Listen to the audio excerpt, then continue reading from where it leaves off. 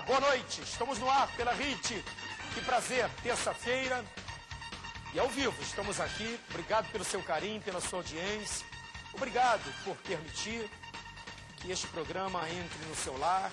E, mais uma vez, eu desejo que você melhore um pouco mais o seu currículo de sabedoria, de aprendizado, porque hoje nós temos um tema interessante, e não só interessante é o tema, como também os convidados que foi selecionado para o programa de hoje. Hoje nós estamos perguntando: morte, estado de total inconsciência ou repouso no seio de Abraão? Como é que fica depois da morte? Mas tem que haver uma diferença. Como fica para quem? Para o ímpio e para aqueles que estão em Cristo. Como é que funciona tudo isso? Realmente é um estado de inconsciência? Ou vamos para o seio de Abraão e viver com Abraão até que Cristo volte para resgatar os seus, para comermos, como diz a Bíblia, se alimentar da árvore da vida que se encontra no paraíso? Bom, eu, como você, estou aqui para aprender. Por isso, os dois convidados que estão aqui terão essa missão de trazer para nós, dentro da palavra de Deus, aquilo que é verdadeiro. E você aí vai discernir com a sua sabedoria, com a sua inteligência, aquilo que for certo. Fique aí, eu estou aqui. Está no ar o Vejam Só.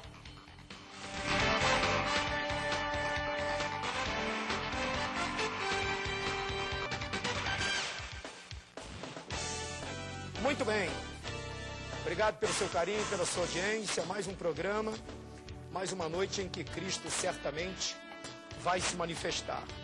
E você pode ter certeza que esse é o intuito da RIT. É trazer até você aquilo que certamente vai melhorar o seu poder de entendimento. E você hoje vai ficar maravilhado. Eu estou falando isso porque eu já estive conversando aqui com os nossos convidados. E são pessoas que certamente têm muito que nos ensinar. E eu vou querer aprender como sempre. Deixa eu agora apresentar aqui os nossos convidados. Eu vou começar pelo professor. Ele é professor da Universidade Presbiteriana Mackenzie. Ele é professor e doutor. Professor e doutor Carlos Caldas. Tem o R aqui. Professor Carlos, obrigado pela sua presença. Boa noite. Boa noite, Teixeira. Esse R é de quê? Ribeiro. R de Ribeiro. Muito bem, obrigado pela sua presença. É um prazer grande. Prazer voltar aqui. Essa é a terceira oportunidade que eu tenho de estar aqui. É sempre uma alegria. Satisfação muito grande. Prazer é nosso, porque vamos certamente aprender um pouco mais. Ele é jornalista e, além de jornalista, ele é consultor bíblico da nossa querida Igreja Adventista. Ele é o Leandro Soares Quadros. Tem nada a ver com o nosso ex-presidente, não, o Jânio Quadros, né? Olha, boa noite. Boa noite, pastor Teixeira. Uma satisfação estar aqui. Acho que não tem a ver, né? Eu vou fazer uma pesquisa aí na minha árvore genealógica para descobrir se eu tenho um parentesco com o Jânio Quadros, né? Mas é uma alegria ter a oportunidade de estar aqui com vocês. Obrigado, prazer é nosso. E se você fosse parente de Jânio Quadros, deveria ser alegre, porque era um homem muito inteligente. E foi, dentro do que ele pôde ser, foi de um bom caráter. Bom, antes da gente entrar para o debate, nós vamos à matéria.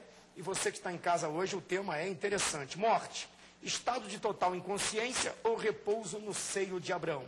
A gente vai para a matéria e volta já para dar início ao debate. Mesmo sendo um processo da vida, a morte nem sempre é encarada como algo natural.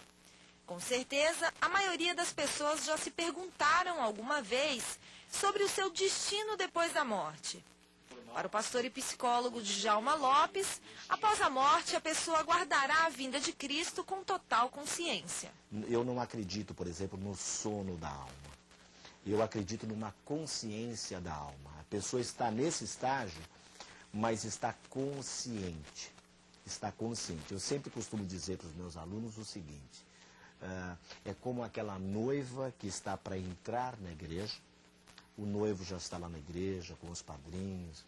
Nada aconteceu ainda, não casaram ainda. Mas ela já está na expectativa muito positiva e ele também está numa expectativa muito positiva. Ela está lá, como é que está? Está tudo certinho? E ela também, por sua vez. Então já há aquela expectativa de uma coisa muito positiva. Segundo os estudiosos, antes da morte e ressurreição de Cristo, os mortos iam para um lugar chamado Sheol. E lá havia uma separação entre os salvos e os não salvos. A palavra Sheol, ela é equivalente ao termo grego Hades, e ambas significam morada dos mortos. Morada dos mortos. Nós entendemos que, após a morte e ressurreição do Senhor Jesus, com base em Efésios capítulo 4, a partir do versículo 8, Jesus subindo ao alto levou cativo o cativeiro e deu dons aos homens. Nesse momento, numa perspectiva teológica, numa interpretação teológica, nós entendemos que Jesus instaurou o paraíso. Mas e hoje como fica? Para o pastor, tanto os salvos quanto aqueles que não terão a vida eterna ficarão em lugares distintos. Pelo menos é o que a Bíblia relata na passagem do rico e Lázaro. O rico, que nesse texto foi uma pessoa condenada, ele já estava sentindo dores. E ele dizia: pai Abraão, manda que Lázaro molhe a ponta do seu dedo e coloque da minha língua, porque as chamas aqui são atormentadoras.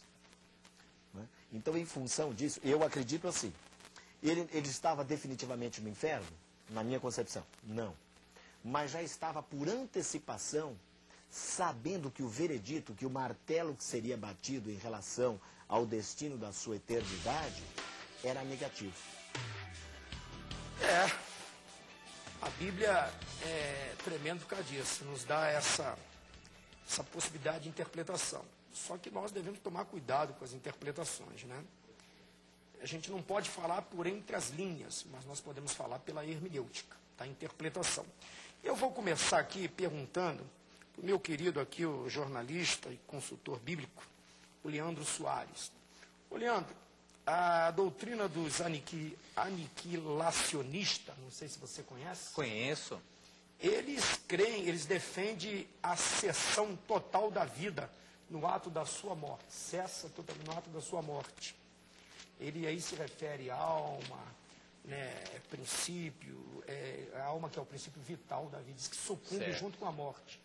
Como é que você vê em relação a isso, ao tema de hoje? Certo, pastor. Nós adventistas, pastor Sétimo Dia, nós temos uma crença diferente dos demais aniquilacionistas, por exemplo, né? Eles creem, por exemplo, que a pessoa, quando é lançada no lago de fogo, ela é totalmente consumida e vira em cinzas de uma hora para outra. A nossa crença, ela é diferente. Nós cremos sim no aniquilacionismo, né? Só que com uma diferença. Isso pode ser visto no livro Grande Conflito, da escritora Chris Ellen White, na página 544 e 545, que o castigo da pessoa é proporcional às obras dela. Esse é um comentário dela. E aí eu vou para Lucas 12, 47 e 48. Aquele servo, porém, que conheceu a vontade de seu senhor e não se aprontou, nem fez segundo a sua vontade, será punido com muitos açoites. Aquele, porém, que não soube a vontade de seu senhor e fez coisas dignas de reprovação, levará o quê? Poucos açoites.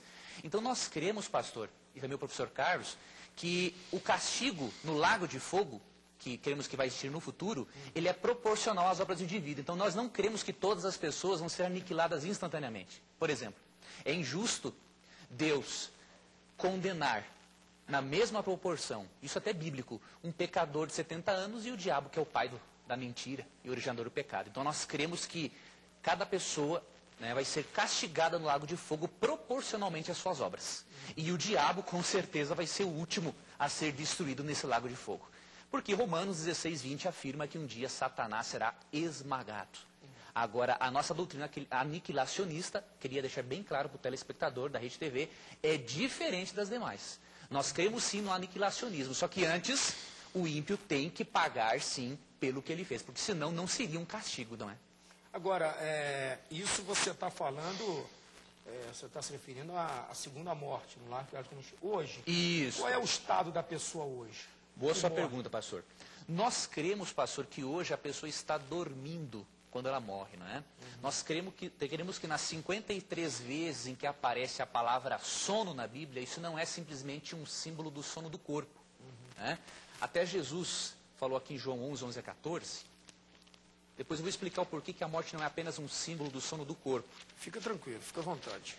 Obrigado, pastor. João 11, 11 a 14. Isto dizia e depois lhe acrescentou: nosso amigo Lázaro morreu, mas vou para despertar. Disseram-lhe, pois, os discípulos: Senhor, se dorme, está salvo. Jesus, porém, falara com respeito à morte de Lázaro, mas eles supunham que Lázaro tivesse falado do sono. Então Jesus lhe respondeu claramente: Lázaro morreu. Então, pelo fato do Senhor Jesus comparar a morte a um sono, nós cremos que essa morte aqui não se refere só à morte do corpo. Por quê? Porque em Ezequiel 18, verso 20, é dito o seguinte: a alma que pecar, essa morrerá. É claro que eu reconheço que a palavra alma na Bíblia, nefesh no hebraico, ou nechamar, tem muitas traduções. Mas o sentido primário dela é o de Gênesis 2,7. Diz assim: Deus fez o homem do pó da terra, soprou nas suas narinas o fôlego de vida e ele passou a ser uma alma vivente. Ou seja, a Bíblia diz que o homem é uma alma e não uma alma. Então nós não cremos no conceito platônico de divisão da Bíblia, né, que haja na Bíblia uma divisão entre mente, espiritualidade e corpo. Né? Então nós cremos que a morte é um sono, assim como Jeremias 51, 57 fala que a morte é um sono, Daniel 12, verso 2 compara a morte a um sono, Paulo faz a mesma coisa em 1 Tessalonicenses 4, 13, não é? E Jesus em João 11, 11 a 14. E Apocalipse 14, 13, para fechar, né, minha participação, mas deixou o pastor falar também, né? Apocalipse 14, 13 menciona que além da morte ser um sono, é um repouso. Então a pessoa está repousando. Então nós cremos que a pessoa está dormindo, sem sentir nada, é um sono sem sonhos, até a volta do Senhor Jesus, quando haverá a ressurreição. Professor, Pois não, professor. o senhor está vendo aí o comentário do nosso querido irmão aqui, o Leandro. O que o senhor, em cima disso, o senhor entende o quê? Bom, O senhor entende como sono também? muito bem. Eu quero começar dizendo o seguinte: isso é aquilo que na teologia sistemática clássica é chamado de estado intermediário. Ou seja, o intervalo entre a morte da pessoa, do indivíduo, e a segunda vinda de Jesus, que por enquanto ainda não aconteceu. E conforme foi apresentado na matéria, ele é a pergunta que mais cedo ou mais tarde todo mundo faz. O que acontece depois que a pessoa morre, para onde vai? Crentes e não crentes perguntam isso. Quem conhece a Bíblia, quem não conhece, todo mundo tem essa curiosidade, coisa mais natural do mundo. É um assunto que a gente, em geral, não gosta de falar, o assunto não é tão agradável assim, mas nós não podemos fingir que não existe. Insensatez não tocarmos no assunto, não falarmos no assunto. Por mais desagradável que seja, temos que falar. Então, a compreensão majoritária do cristianismo, a compreensão majoritária é que nesse estado intermediário, conforme me permita repetir, entre a morte e a segunda vinda de Jesus, acontece que as pessoas estão... É difícil falar, porque a Bíblia fala pouco a respeito. Sem dúvida. Mas a posição majoritária é que as pessoas estão numa situação de consciência. Eu gostaria de citar aqui a frase de um teólogo holandês já falecido, Gerrit Berkouwer. O Berkouwer disse que o que a Bíblia fala a respeito é como um sussurro. Ele usa essa palavra sussurro, quer dizer, não fala, não é um grito, é um sussurro, você escuta baixinho. Né? E o Berkouwer tinha razão quando ele falou isso. A Bíblia fala muito pouco a respeito, muito pouco. Do pouco que a Bíblia fala, a gente pode tirar algumas conclusões.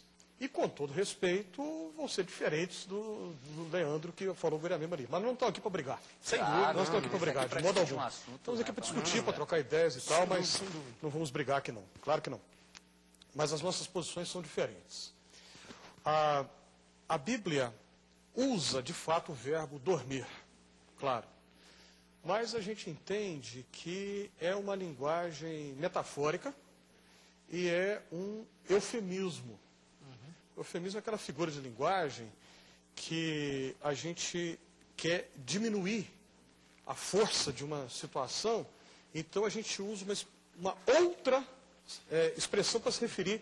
Por exemplo, É muito comum isso, todo mundo aqui já viu, quem está em casa já viu, já percebeu. Existe uma pessoa, uma senhora, acima do peso, aí as pessoas não vão dizer, uma senhora gorda, vão dizer, aquela senhora é forte. Ou então, é uma expressão que existe até um racismo camuflado, tem um negro, eles não vão se referir como negro, vão falar aquele rapaz moreno, não é moreno, é negro mesmo. O que é isso? É um eufemismo. A Bíblia usa o verbo dormir para se referir à morte. Eu entendo particularmente, me permito repetir, a posição majoritária do cristianismo é essa, que o verbo dormir é um eufemismo, porque há passagens que expressam claramente uma perspectiva de consciência após a morte. Por exemplo, Paulo, quando ele escreve aos Filipenses, ele diz, eu prefiro partir e estar com Cristo, que é incomparavelmente melhor do que estar aqui. Estar com Cristo... Filipenses 1:23. 1:23, exatíssimo. Estar com Cristo como um sono sem sonhos, não faz sentido. Não faz sentido nenhum. O mesmo Paulo, quando escreve aos Coríntios, segunda epístola, capítulo 5, ele fala... 8, exato, ele fala habitar com o Senhor após a morte. A gente encontra também João de Patmos, quando ele, no Apocalipse, ele vê as almas dos que foram decapitados por causa da palavra. Interessante que eles reclamam. Até quando o Senhor não fará justiça? Em outras palavras, nós morremos por causa do testemunho de cristãos. Tem aqueles outros na terra que vão passar a mesma coisa e o Senhor não faz nada. Até quando? Faz lembrar a linguagem dos Salmos de Lamento do Antigo Testamento, que é uma linguagem muito ousada, que normalmente nós nunca usamos nas nossas orações. Em cultos, então, na nossa liturgia, que a gente não usa mesmo, nem hipótese alguma. Mas João vê almas que dialogam e ousadamente perguntam, até quando, Senhor? Até quando? Quer dizer, isso só seria possível num estado de consciência. A matéria apresenta o rico e Lázaro, em que há conversa, há diálogo. A gente tem que lembrar, desculpa se eu estiver extrapolando o prazo, me corta aqui a palavra. Não, por favor. Me toma a palavra aqui. Até o meu querido querendo entrar e cortar. Certo, eu vou fazer umas observações, mas eu quero deixar o professor concluir o raciocínio dele. É importante que os nossos telespectadores saibam que o programa é isso aí. Eles vão dar as suas opiniões e você, na sua casa, vai discernir dentro daquilo que você julgar na Bíblia ser correto, né? Então, deixa eu tentar ser mais telegráfico aqui. Até em cima do que o senhor está falando, desculpe que está ali cortando, o senhor ia falar da parada do rico do Lázaro, me chama a atenção o fato do rico conversar com Abraão, bater papo com Abraão, né? Se dorme, por que então Abraão também, será que Abraão teve prioridade por ser o pai da fé? E o Lázaro, qual era a posição dele? Que ele chega, ou melhor, é o Lázaro, porque o rico vê o Lázaro, pede para que ele venha, né? Isso. E molhe ele. Como é que ele viu o Lázaro? Eu não me basei nem pelo Lázaro, me basei pelo próprio Abraão. Será que Deus daria prioridade? Não poderia, ele não faz acepção de pessoas. Não sei se o senhor está entendendo o que eu estou dizendo. Acho que sim, mas respeitosamente, eu acho que essa nem é a questão principal. Vamos lembrar o seguinte, a gente tem que lembrar, quando Jesus fala, Lucas é o único evangelho que traz o relato aí do rico e Lázaro, não é exatamente, entenda bem o que eu vou falar aqui, eu tenho que ser muito cuidadoso com as palavras para eu não ser mal interpretado agora. Não é exatamente uma questão doutrinária, porque a questão ali é social. Jesus, no contexto, Jesus condena a atitude não solidária de pessoas que tinham como razão da vida a acumulação de riquezas. Aí Jesus conta a parábola do rico e Lázaro. Agora, ao mesmo tempo, a gente tem que reconhecer também que é óbvio que Jesus ensina sim. Não faria sentido nenhum se ele não ensinasse a respeito do futuro, né, e das questões da vida após a morte.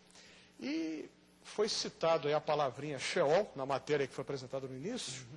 O pastor e psicólogo, né, que foi entrevistado aí, ele citou a palavrinha hebraica Sheol, que é traduzida por diferentes maneiras nas versões da Bíblia em português.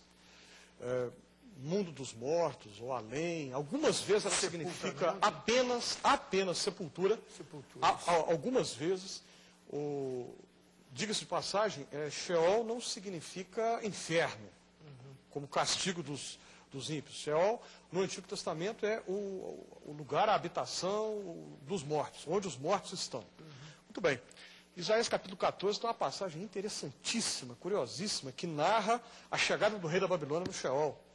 E quando ele chega, aqueles que estavam lá antes, que tinham chegado primeiro do que ele, tem um alvoroço muito grande, e aí eles dizem, mas você não era, vou usar aqui um negócio bem popular, fazer uma paráfrase do texto aqui bem popular, você não era aquele tal que fazia, acontecia lá na terra, você não era o poderoso na terra, que mandava prender, mandava soltar, você não era aquele que estava por cima da carne seca na terra, você mandava matar todo mundo, agora você está aqui igual a gente, aqui, olha o seu fim, qual que foi? Você está aqui igual de nós agora, onde é que está o seu poder? Quer dizer, se não tiver consciência, isso não seria possível de modo algum. Então a chegada do rei da Babilônia no Sheol, eu acho uma passagem extremamente curiosa, né? Interessantíssima. Cadê o seu poder? Não tem mais. Você está morto igual a gente agora. É o que os outros falam para ele. Né? E aí, Leandro? Você falou eu tenho umas observações, pastor, sobre o que o Carlos fez. Sim, primeiro, nós não cremos no estado intermediário, né, entre a ressurreição, porque nós cremos que a ressurreição em si, ela é a solução de Deus para o problema chamado morte. Né, quando Paulo fala em 1 Tessalonicenses 4, 13 ao 18, né, você percebe ali o seguinte, que os vivos não precederão os que morrem para receber uma recompensa. Ou seja, todo mundo vai junto para o céu. E quando? Na ressurreição. E no verso 18, o apóstolo até dá uma dica, consolem-se uns aos outros com essas palavras. Quais palavras? Da doutrina da ressurreição. Outro detalhe, o estado intermediário, nós não vemos como haver essa possibilidade por causa de 1 Coríntios 15, 51 e 52. Porque aqui é o seguinte, eis que vos digo um mistério, nem todos dormiremos, mas transformados seremos todos num abrir e fechar de olhos. Então, a sequência bíblica, a informação bíblica é de que a pessoa que morreu, ao acordar pela ressurreição, é um abrir e fechar de olhos. Não dá tempo de ela ir para um estado intermediário. Se ela fosse para um estado intermediário, isso contradiria Atos 17, por exemplo. Verso 30, né? Que diz o seguinte. 17, 30, 17. Eu fui no capítulo 20. Depois eu quero fazer umas observações sobre os textos que o doutor mencionou. 17 e 30 fala assim. 31, porquanto estabeleceu um dia em que há de julgar o mundo com justiça, por meio de um varão que destinou e acreditou diante de todos. Então, o dia do juízo na Bíblia é no futuro, não é hoje. Se hoje eu desfruto de uma recompensa, né, porque os gregos dividiam o Hades em duas seções, digamos assim. O Elysium, que era o lugar que habitavam os justos, e o Tártaros, que era o lugar que habitavam os ímpios. Na Bíblia não há essa divisão. Né? E outro detalhe.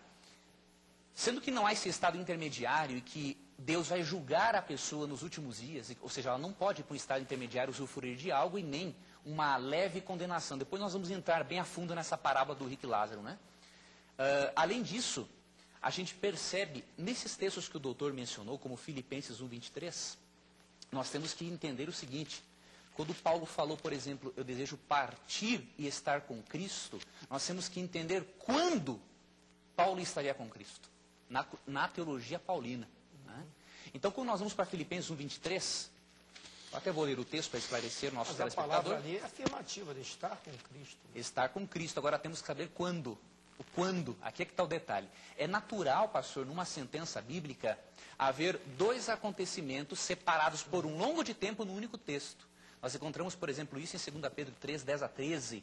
Né? É mencionado a nova terra, é mencionado o período do milênio ali, e depois o lago de fogo ali, a destruição, a volta de Jesus no intervalo. Né? Então, veja que interessante. Mas ô, Carlos, desculpe. Pera lá. Carlos sou eu. Carlos e você, desculpa. Mas é uma honra também ser confundido você com Carlos, né? Com certeza. É um professor, né? Se me chamasse de Carlos, eu ia ficar honrado. E diga-se de passagem, é uma das pessoas, o professor Carlos, das pessoas mais educadas com as quais eu pude debater sobre esse assunto. É mesmo? Das pessoas mais assim que me trataram bem, que ouviram com atenção, eu gostei muito. Eles brigaram com você por causa disso? Né? Alguém brigou com você por causa disso? Nossa, eu já fui apedrejado muitas vezes, em 9 anos. Pode ficar sossegado que esse risco você não corre esse aqui hoje, eu não corro, né? Pode Graças ficar a tranquilo, Deus. isso vai acontecer. Né? Mas Filipenses 1, 23, quando Paulo fala partir no contexto, realmente ele queria morrer. Mas o estar com Cristo é quando?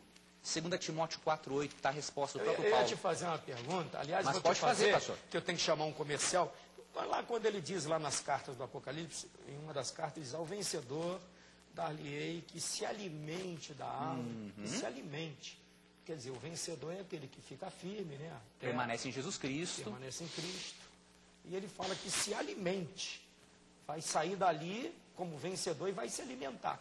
Eu tenho que chamar um comercial e na volta você... Tá ok, eu leio o texto daí. Quando que é o estar com Cristo na concepção de Paulo? Tá bom. Mas, professor Carlos, é uma honra ser confundido com o professor Carlos.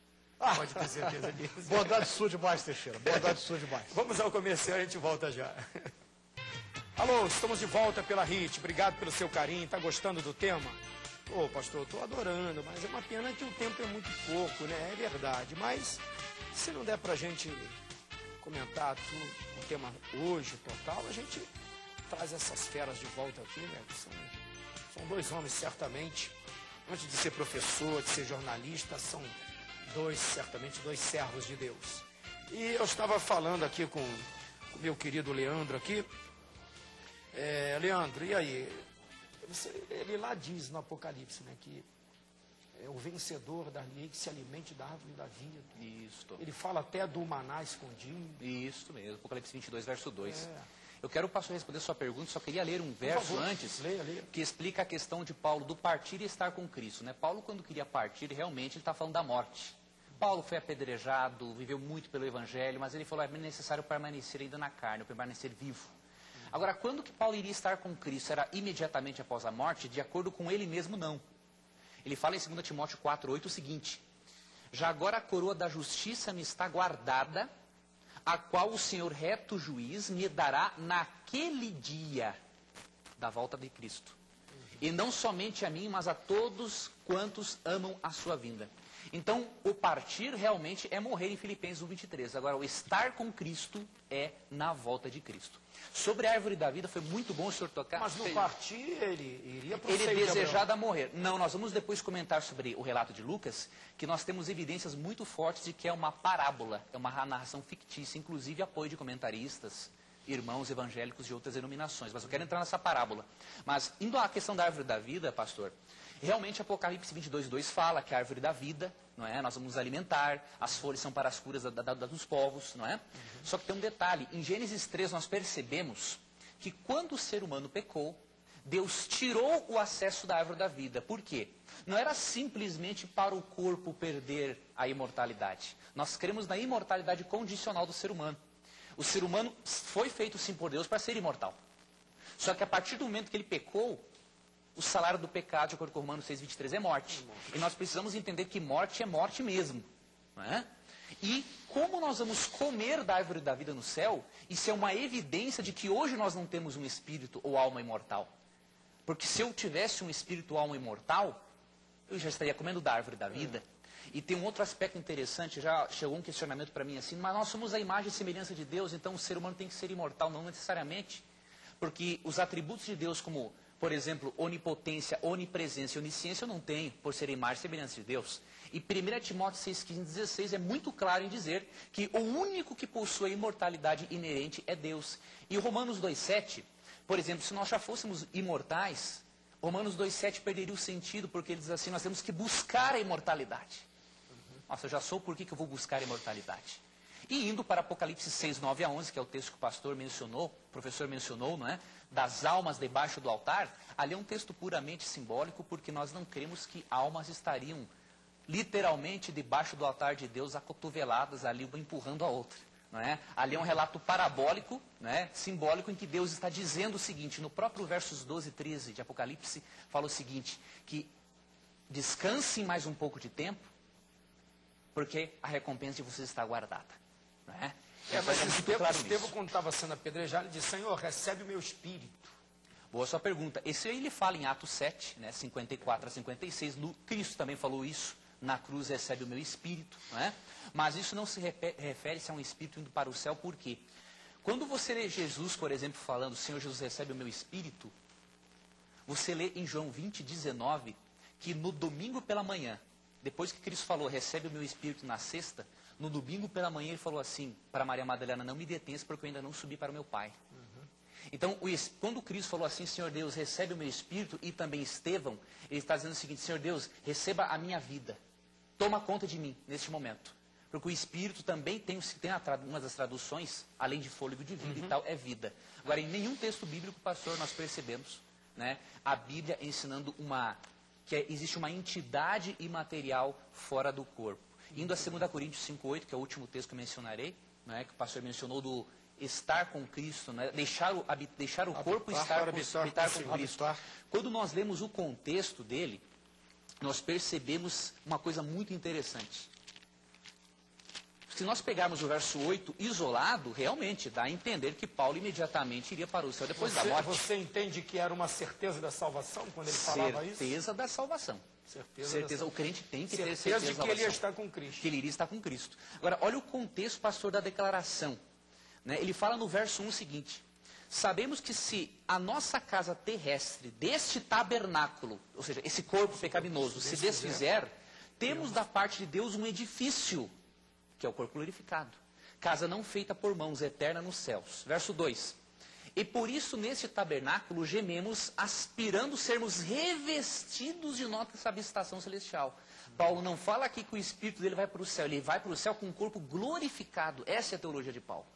E no verso 4 ele continua: pois na verdade os que estamos neste tabernáculo gememos angustiados, não por querermos ser despidos, mas revestidos para que o mortal seja absorvido pela vida. Aí ele fala em habitar com o Senhor. E quando vai habitar com o Senhor? Quando esse corpo vai ser revestido? Aqui não é um espírito indo para o céu.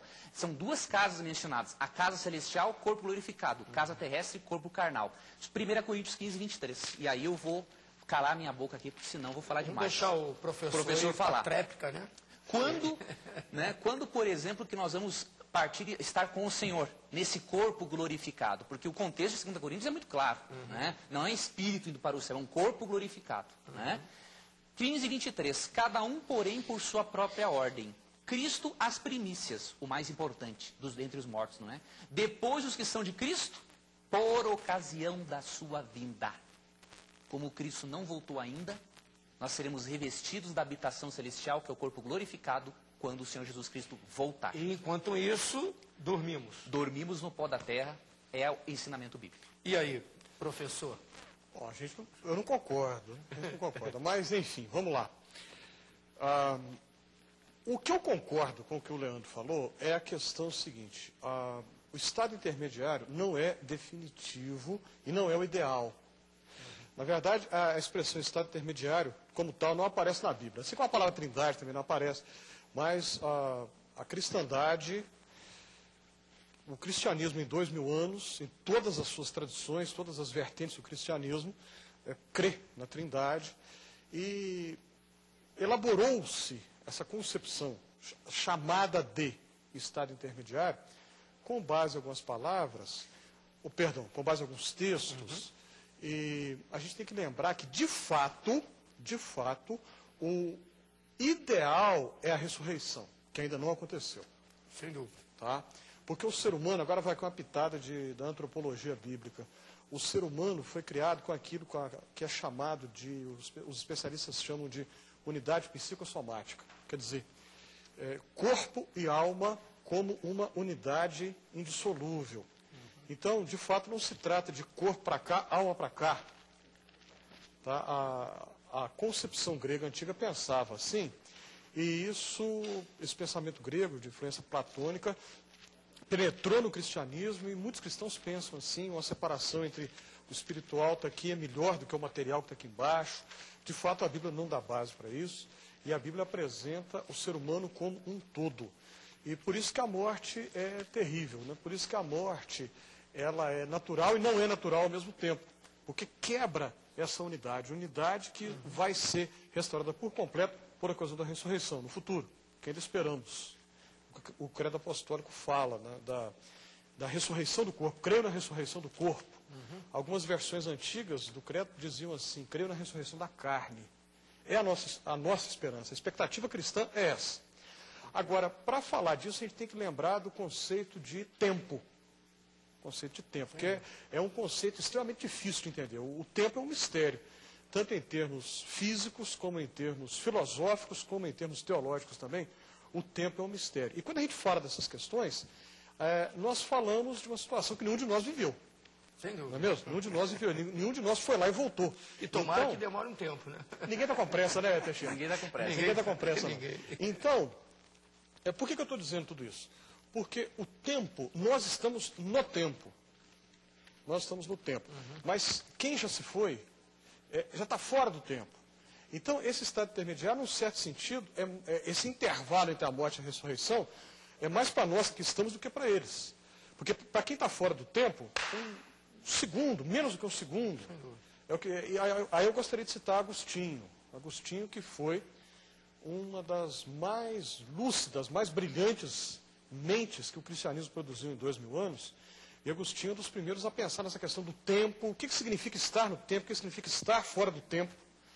Né? E Agostinho falava, eu acho que ele tinha razão quando ele afirmava isso, de uma situação de quem está fora do tempo, uma situação de expectativa. Para aqueles que morrem em Cristo, estar com Cristo é uma expectativa de glória. Para aqueles que estão fora de Cristo, expectativa de condenação. Essa expectativa é ainda incompleta. Por quê? Porque a ressurreição ainda não aconteceu. Depois de Agostinho, bastante tempo depois, a gente vai encontrar João Calvino. E se me permite aqui dizer, com todo respeito, eu sou presbiteriano, então a gente está na tradição que vai se reportar a João Calvino. Calvino foi um leitor de Agostinho. Calvino se reportava sempre a Agostinho. E Calvino assume essa influência de Agostinho quando ele vai argumentar na linha de Agostinho, né, dessa questão da expectativa. A expectativa de quem está fora do tempo com Cristo e a expectativa de quem está fora do tempo sem Cristo. Mas o alvo final, a esperança cristã, não é o assim chamado pelos teólogos estado intermediário. O alvo é a ressurreição. Eu vou citar o credo apostólico outra vez. Creio na ressurreição do corpo. A quebra dos efeitos que a morte produziu. O ser humano restaurado como essa unidade psicossomática que Deus criou. Esse é o ideal que a Bíblia apresenta para o ser humano. Essa é a esperança cristã.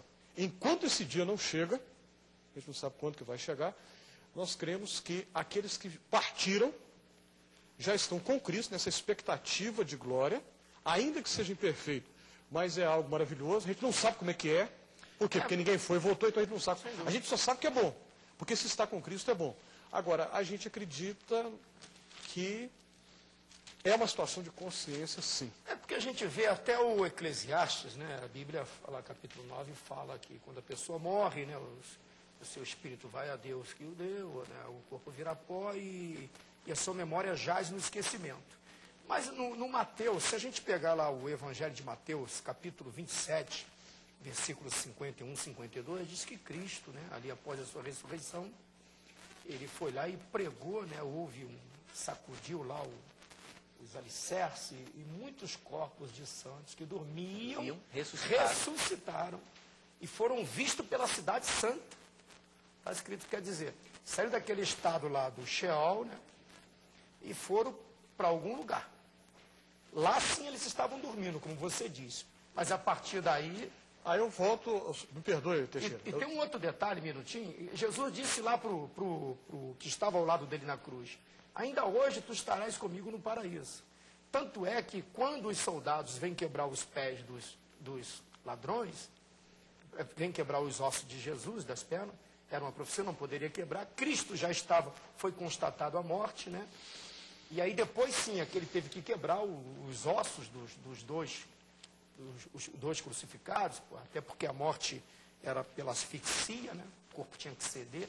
Mas Jesus ali naquele momento não poderia ter recebido já, não estava preparado para... O senhor está entendendo? Acho que a sim. Colocação? De novo, me perdoe, mas eu me vejo obrigado a repetir o que foi dito antes do intervalo, no primeiro bloco ainda, o uso do verbo dormir. Eu entendo, e não estou sozinho nessa compreensão. A compreensão não é minha, né? Antes de mim, muita gente já pensava assim. Aí eu lembro daquele ditado famoso, né? Eu sou apenas um anão nos ombros dos gigantes. Antes de mim, houve outros que pensaram assim. O uso do verbo dormir é metafórico e é um eufemismo. Não deve ser entendido de maneira literal, porque senão, veja bem, Se as almas lá de João, que João de Patmos vê, se aquilo é parabólico, simbólico, não sei o quê, por que o dormir não é? Qual que é o... Percebe? Entendi. Por que o dormir Eu não só é? usei o termo dormir porque eu estava me referindo quando Jesus vai lá e ressuscita, né? Ali diz que eles dormiam, a partir dali não é mais dormir, porque eles passaram pela cidade santa e foi para algum lugar. Eu queria fazer uma observação, pastor Teixeira, interessante. Veja que para eles irem para o céu, eles tiveram que ressuscitar primeiro, né? E outro detalhe, eu creio, por exemplo, que Apocalipse, professor, é simbólico e o verbo dormir não é simbólico pelo seguinte, porque na maioria das vezes em que aparece o verbo dormir, ele está num livro histórico. Já o termo almas ali em Apocalipse está num livro apocalíptico, linguagem simbólica. E remontando essa questão da consciência na morte... Mas o João vê. Mas isso não... É uma visão profética. Mas veja bem. Nós não podemos basear uma doutrina em visões proféticas, porque Então o próprio aquele texto Cristo fala... glorificado que ele viu ali de cabelo branco também é uma visão profética. Ele era profético, mas ele tinha ressuscitado. Aí que está a diferença. E o Salmo 6, verso 5, queridos, é muito claro. Assim, é claro como o sol meio-dia. Ó, na morte não há recordação de ti. No sepulcro, quem te dará louvor? Apesar de a Bíblia apologética de estudos dizer que a palavra louvor aqui significa simplesmente que Davi não ia louvar a Deus na congregação, isso aí não é verdade. Aqui a Bíblia é muito clara em dizer que na morte não há recordação de Deus. Se eu estivesse consciente, o ser de quem mais eu iria lembrar era do Senhor Jesus. No Salmo 115, verso 17, é dito que os mortos não louvam a Deus. Independente onde eu estou, se eu parto, estou com Cristo, eu vou louvar a Cristo. Né? E aqui eu vejo a sinceridade de Norman Champlin. Apesar de Champlin ser imortalista, crendo na imortalidade da alma, o Dr. Champlin falou o seguinte, se nós pegarmos textos do Antigo Testamento, nós não temos como basear a doutrina da imortalidade da alma. E aí, eu, assim como o Dr. Carlos, eu também não estou sozinho nisso que eu comento. Eu tenho aqui um livreto, professor, do Dr. Oscar Cullmann. Para mim não, para o mundo evangélico, uma das maiores autoridades em Novo Testamento. Dr. Oscar Cullmann, né, ele é luterano, foi luterano, já falecido, e ele fez um estudo, querido telespectador da HIT TV, sobre essa questão, doutor, da imortalidade da alma. E na conclusão do livro, dos temas que ele menciona nesse livrinho é o seguinte, ele fala assim, o corpo não é a prisão da alma, como ensinava Platão, ele é o templo do Espírito Santo, 1 Coríntios 6,19.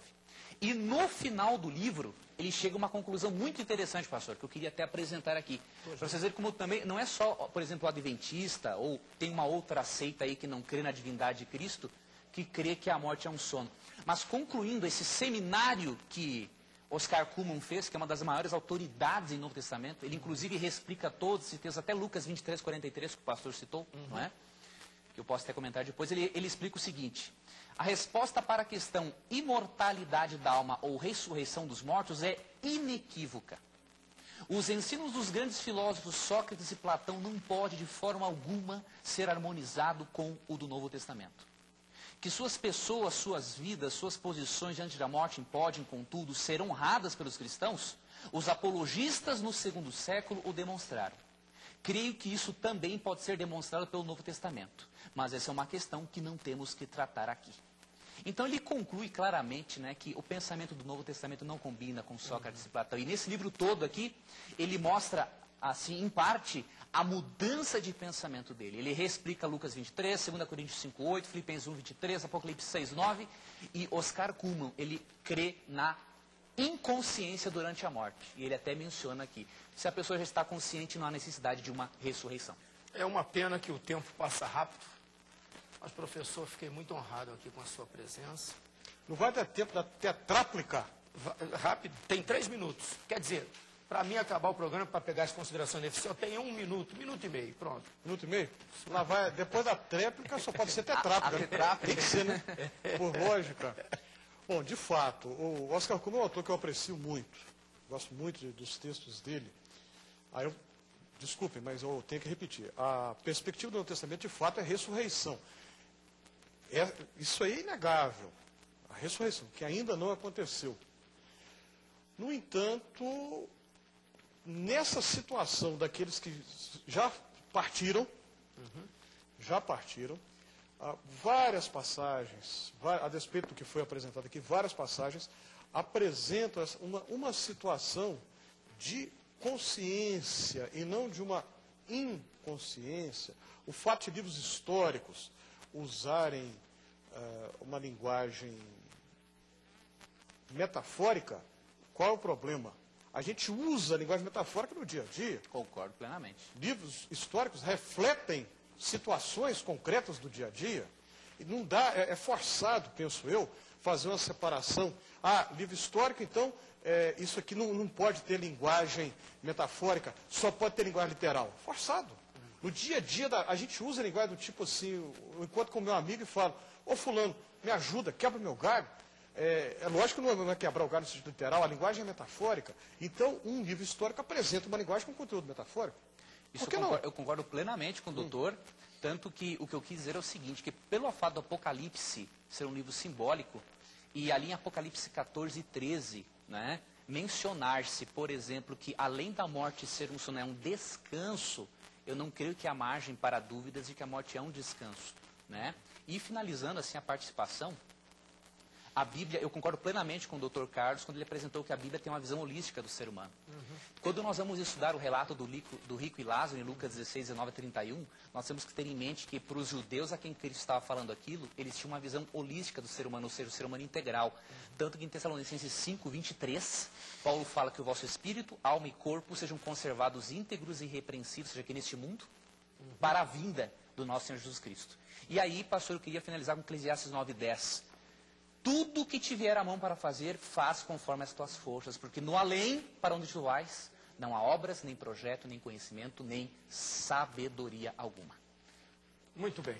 Ô, meu querido Leandro, já que você está com a fala, quero te agradecer pela sua presença. Para mim foi uma honra. Para mim foi uma honra, pastor. Você pode ter certeza que você vai voltar aqui outras vezes. Para mim será uma honra. Eu quero agradecer ao pastor Teixeira, quero agradecer ao doutor Carlos pelas coisas que o senhor falou e explicou. Apesar de não concordarmos no posicionamento, eu gostei muito da sua forma educada com a qual o senhor me tratou. Que Deus lhe abençoe pelo testemunho cristão que o senhor deu aqui para nós. Tá? Meu muito obrigado a vocês dois e à RIT TV pela oportunidade. Professor Dr. Carlos, obrigado. Obrigado, Teixeira. Prazer grande. A amizade continua a mesma, mas eu não concordo, porque, bom, agora é o fecho do fecho do fecho. Fecho do fecho. Acabou. Acabou não, né? Acabou. Olha, eu quero apenas... Obrigado. Acabou mesmo. Na sua opinião, a morte é descanso no seio de Abraão, ficou com 60%, e estado total de consciência com 40%. Não dá para falar mais nada. Fique com Deus, que Deus te abençoe. Até amanhã, às 22 horas, estaremos de volta.